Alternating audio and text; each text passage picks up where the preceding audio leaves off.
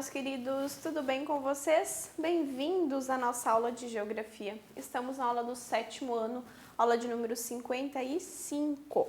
Eu sou a professora Flaviane e não deixem de ter em mãos, então, os materiais. Caderno, caneta, lápis, borracha, tudo que for necessário para que vocês façam as anotações e utilizem essas anotações para responder atividades e fixar o conteúdo também. Não deixem então de ter em mãos esses materiais porque eles fazem parte da nossa aula também. E hoje nós vamos continuar falando sobre os biomas, né? Que nós estávamos falando já na aula passada. Então, o nosso objetivo continua sendo caracterizar dinâmicas dos componentes voltados à biodiversidade, que tem relação então com flora, fauna e vegetação, que é isso que define o bioma, né? Como nós já vimos na aula passada e já pudemos observar nas características dos biomas que a gente já estudou. Então, só lembrando, né, o que é bioma, que é esse conjunto de vida, né, esse conjunto de vida vegetal, animal, né, de vegetação ali, e que tem características, né, que unem tudo isso em um bioma. Então, continuando aqui, a Mata Atlântica. Então, o bioma da Mata Atlântica é o que ocupa aqui a faixa litorânea, né? A Mata Atlântica é composta por formações florestais nativas, que são floresta ombrófila densa, ombrófila mista, né? A ombrófila mista é o quê? É a que pega, então, aqui a mata de araucárias, tá? Então, uma floresta ombrófila aberta, floresta estacional, semidussal, estacional decidual, enfim, né? São vários tipos ali que englobam, porque aqui, lembrem, ó, o bioma da Mata Atlântica, ele pega, né, a Mata Atlântica, a vegetação Mata Atlântica, e ainda engloba também alguns outros, a vegetação litorânea e os pampas aqui, os pampas não, ainda tá mais na ponta aqui, mas a mata de araucárias, né? Então, o bioma da Mata Atlântica, ele engloba mais de um tipo de floresta, mais de um tipo de mata. Originalmente, esse bioma ocupava mais de 1 milhão de quilômetros quadrados e passava, então, por 17 estados do território brasileiro, né? Lembrem que ele vinha, né, do norte aqui até o sul do país, estendendo-se por grande parte da costa. Porém, né, como a ocupação e as atividades humanas, elas se concentram, então, nessa faixa litorânea, hoje resta então cerca de 29%, de 27% a 29% dessa cobertura original que um dia foi então o bioma da Mata Atlântica. Mesmo assim, ainda se estima que exista Mata Atlântica, né, dentro da Mata Atlântica, cerca de 20 mil espécies vegetais, então é 35% de espécies que existem no nosso território, elas estão aqui dentro desse bioma, incluindo diversas espécies endêmicas. Lembrem que espécies endêmicas são aquelas que nós podemos encontrar apenas naquele local, no caso aqui, dentro do bioma da Mata Atlântica. E algumas delas estão ameaçadas de extinção. Em relação à fauna, então esse bioma abriga aproximadamente 850 espécies de aves, 370 anfíbios, 200 répteis, 270 mamíferos e 350 peixes, né? Então, assim como os demais, apresentam um elevado nível de biodiversidade, de vida.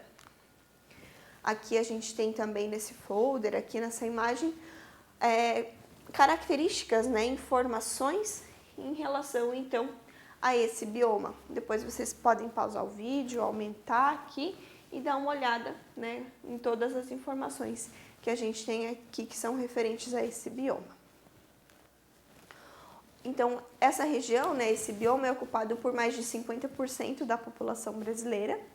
As florestas e os demais ecossistemas que compõem, então, o bioma da Mata Atlântica são responsáveis pela produção, regulação e abastecimento de água, regulação climática, proteção de encostas, atenuação de desastres, fertilidade e proteção do solo, produção de alimento, madeira, fibras, óleos, remédios, além de paisagens, né, bonitas, né, paisagens cênicas, e preservam um patrimônio histórico e cultural imenso, né, uma vez que a ocupação do país, né, a partir então dos colonizadores, começou por aqui, começou por esse litoral. Então a primeira coisa que eles viram quando chegaram no nosso litoral foi então a Mata Atlântica. Então essa é a importância histórica, cultural que esse bioma tem para o nosso país. Aqui a gente tem informações então relacionadas a essas questões de biodiversidade, mais uma vez. O Pantanal, então o bioma do Pantanal aqui, ó, é considerado uma das maiores extensões úmidas contínuas do planeta. Então lembrem que quando nós vimos, né, em relação à vegetação, comentei com vocês que era um complexo, né, e que abarcava não somente os dois estados brasileiros do Mato Grosso e Mato Grosso do Sul, mas se estendia então para os nossos vizinhos aqui. Esse bioma continental, né, ou seja, ele está sobre o continente, né, está sobre terra firme, não aqui sobre, né, o oceano. Esse bioma continental é considerado o de menor extensão dentro do Brasil. Entretanto, esse dado em nada desmerece a exuberância da riqueza que esse bioma abriga. A sua área é de 150 mil quilômetros quadrados e ocupa 1,76% do território, né? Aqui no mapa a gente consegue ver bem que em relação aos demais é, né, o menor que a gente vai ter. Só que nesse espaço, o bioma, né, que é uma planície aluvial, ou seja, recebe influência ali de águas, né, de rios, é influenciado por rios que drenam a bacia do Alto Paraguai. O Pantanal sofre influência direta de 3 outros biomas, que é a Amazônia, o Cerrado e a Mata Atlântica, né? Então, por ele estar aqui localizado, ele tem essa influência dos demais ao seu entorno aqui também. Estudos indicam que o bioma abriga os seguintes números de espécies que já foram catalogados: 263 peixes, 41 anfíbios, 113 répteis, 463 aves, 132 mamíferos, sendo dois, né, desses 132 que são endêmicos, ou seja, a gente só consegue encontrar aqui mesmo. Segundo a Embrapa, né, Pantanal, quase 2.000 espécies de plantas já foram identificadas no bioma e classificadas de acordo com o potencial que tem. E alguns têm um grande potencial medicinal. Apesar da beleza natural e exuberante, ele vem sendo bastante impactado pela ação humana, principalmente em relação a atividades agropecuárias, né, que são as áreas de plantio adjacentes, ou seja, próximas. Lembrem que em relação à economia, essa região aqui, né, de Mato Grosso do Sul, aqui, o centro do país, ele tem grande atividade pecuária acontecendo aqui. Agropecuária, né, soja, gado, enfim, essas atividades ocorrem aqui. Isso vem, né, cerceando aqui, ameaçando o bioma do Pantanal. Mais algumas informações referentes ao bioma aqui também. E depois a gente tem o Pampa, bem aqui no extremo sul do nosso país. Ele está restrito, então, ao estado do Rio Grande do Sul, ó, ele pega metade do estado do Rio Grande do Sul, ocupa uma área de 176 mil quilômetros quadrados, o que corresponde a 63% do território estadual, então do território do Rio Grande do Sul, e 2% do território brasileiro. As paisagens naturais do Pampa, elas variam de serras a planícies, de morros a coxilhas, tá? Que é característico, né? Que é chamado assim coxilha, né? Ali do Rio Grande do Sul. O bioma exibe um imenso patrimônio cultural, né? Associado à biodiversidade. Então, os pampas gaúchos, né? São famosos, né? Os cavaleiros, né? Que preservam, então, que andam piochados, né? Com aquela roupa típica. Então, a imagem do gaúcho que nós temos na cabeça, ela está associada às características desse bioma aqui. As paisagens naturais do Pampa se caracterizam pelo predomínio dos campos, mas a gente também tem algumas matas ciliares, mata de encosta, de pau-ferro, alguns arbustos ali, né? Então, alguns afloramentos rochosos. Então, é um local onde a gente tem espécies, né, de plantas que são menores, né? A gente não tem aquela exuberância que nós temos, né, nos biomas aqui da Amazônia e do litorâneo aqui, que é a Mata Atlântica. Mas, né, ainda assim, existe vida no Pampa. Por ser um conjunto de ecossistemas bem antigos, o Pampa tem flora e fauna próprias e uma grande biodiversidade, que ainda não foi completamente descrita porque ela não foi totalmente estudada.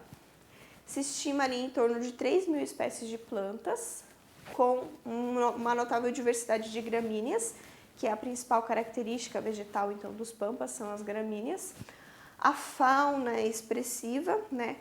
Mais ou menos 500 espécies de aves e também ali aproximadamente 100 espécies de mamíferos. É um patrimônio natural, genético e cultural, né, de uma importância nacional, né, em relação a essa questão cultural ali e também global. Também é no Pampa que fica a maior parte do aquífero Guarani. A progressiva introdução e expansão de atividades, né, em relação à monocultura, pastagens, tem levado a uma degradação desse bioma. E é uma coisa que a gente acaba não escutando muito em relação a isso, né? A nível de Brasil, né? Nós sempre escutamos ali a degradação do Pantanal, da Amazônia, mas em relação ao Pampa, acaba passando um pouco batido. Se estima, né, perda de habitat, dão conta que no ano de 2002, a gente tinha 41% de remanescência, então, do Pampa, e em 2008 esse número já caiu para 36% de vegetação nativa no Pampa. Então, ele vem, né, sofrendo essa degradação, principalmente em relação a essas atividades ali econômicas. Então, aqui a gente tem, ó, como sugestão, eu deixo para vocês dentro do site do IBGE, tem um folder, um folheto, que explica as principais características dos biomas brasileiros, né? Vocês conseguem ampliar ali, ver mais informações de cada região, né? É um folder, assim, um mapa, e dentro dele se explica mais um pouco, tem mais algumas informações sobre o bioma, tá? Então, aqui, né, mostra também todos os biomas e o que são, né, os biomas, né, a definição do bioma. Então, não esqueça que é uma região com características naturais parecidas, né, e no seu interior a gente tem uma variedade de ecossistemas que são fauna e flora, né, e a vegetação integrados. É isso que caracteriza o bioma, tá? O bioma é vida, essa diversidade de vida.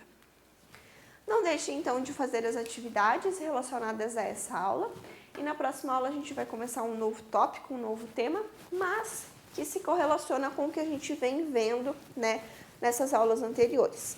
Então, até a próxima aula. Tchau, tchau!